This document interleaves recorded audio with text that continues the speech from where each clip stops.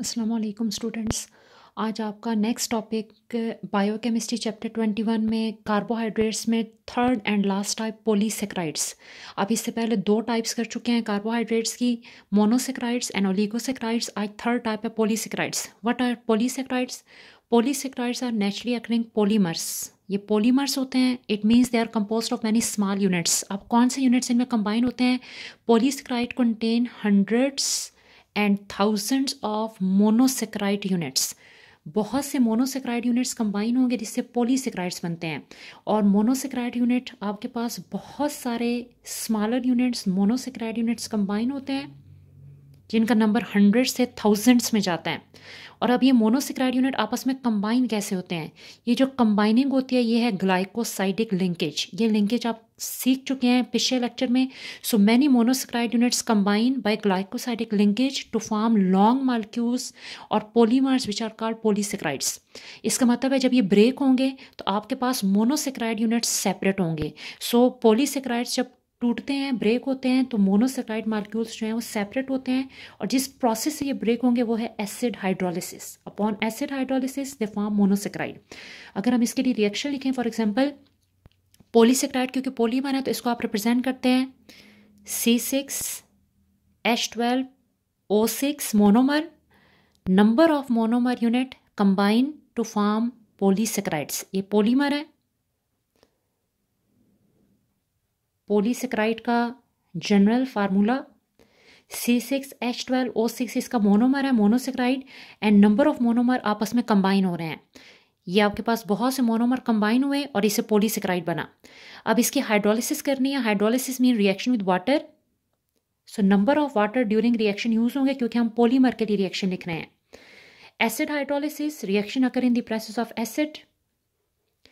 During reaction आपके पास यहाँ से मॉलिक्यूल्स में ग्लाइकोसाइडिक लिंकेज ब्रेक हो जाएगा और ग्लाइकोसाइडिक लिंकेज ब्रेक होने से बहुत से ग्लूकोज मॉलिक्यूल ये मोनोमर सेपरेट हो जाएंगे। So number of monosaccharides are formed. So ये आपके पास मोनोसेक्राइड में कन्वर्ट हो जाएगा।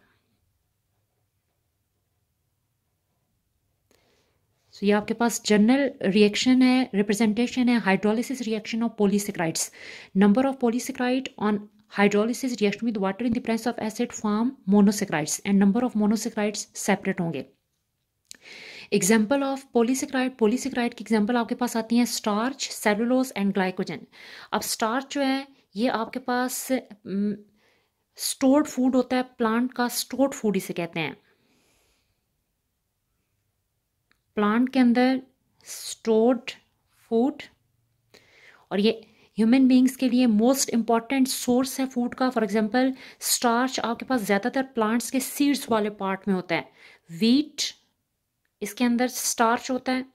इसके अलावा आपके पास मेस के अंदर स्टार्च होता है, राइस के अंदर स्टार्च होता है, पोटैटो के अंदर स्टार्च होता है। अब इसके अलावा भी आपके पास बहुत से फूड्स हैं जिनके अंदर कार्बोहाइड्रेट्स जो हैं वो स्टोर होते हैं in the form of starch, और ये ह्यूमन बींग्स के लिए मोस्ट इंपॉर्टेंट फूड का सोर्स हैं। इसके अलावा सेलुलोज, सेलुलोज ज़्यादातर आपके पास प्लांट के अंदर ही प्रेजेंट होता है। So it is also present in plant. और ये स्ट्रक्चर मटेरियल होता है प्लांट का। फॉर एग्जांपल इसकी एग्जांपल आपके पास आती है कॉटन, कपास।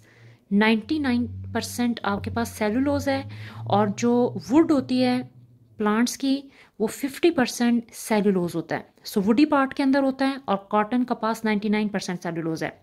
इसके अलावा ग्लाइकोजन, ग्लाइकोजन की एग्जांपल आपके पास, इसे हम एनिमल स्टार्च भी कहते हैं।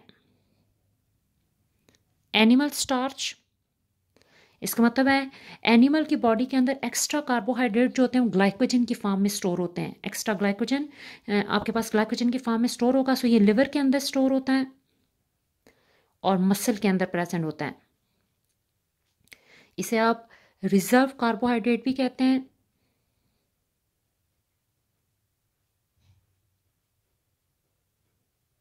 Reserve carbohydrate mean extra carbohydrate जो बॉडी के अंदर स्टोर हो जाएगा। सो एनिमल की बॉडी के अंदर ये स्टोर होते हैं in the form of glycogen.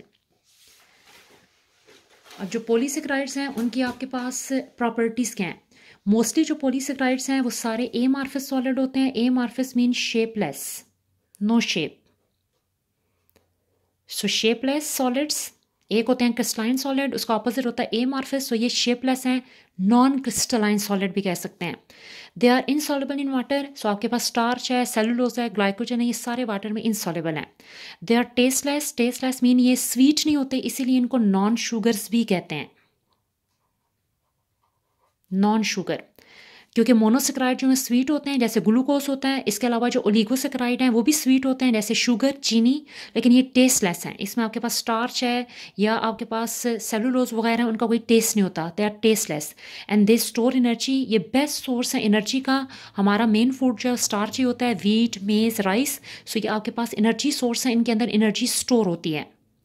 अब ये आपके पास जो है ओलिगोसेक्राइड्स आप कंप्लीट, पॉलीसेक्राइड लास्ट टॉपिक जो आपका कंप्लीट हो गया है।